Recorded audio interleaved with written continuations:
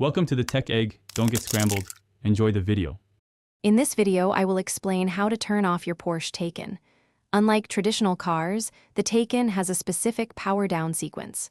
First, make sure your vehicle is completely stopped and in park. Then, locate the Start/Stop button on the dashboard. A single, firm press will begin the shutdown process.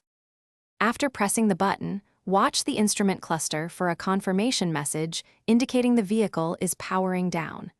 You'll also notice the interior lights dimming and the infotainment system shutting off. Once everything is dark and quiet, you can remove your key fob, confirming the Taycan is fully off. Once the Taycan is off, you can safely exit the vehicle. Simply open your door and step out. The car is designed to automatically lock itself after a brief delay once the key fob is no longer detected inside. Double-check that all exterior lights are off and windows are closed for security. It's important to remember that if a door is not fully closed, the Taycan might not completely power down. Always ensure the car is in park before attempting to turn it off. Avoid pressing the Start/Stop button multiple times, as this can sometimes confuse the system. For any further questions, refer to your owner's manual.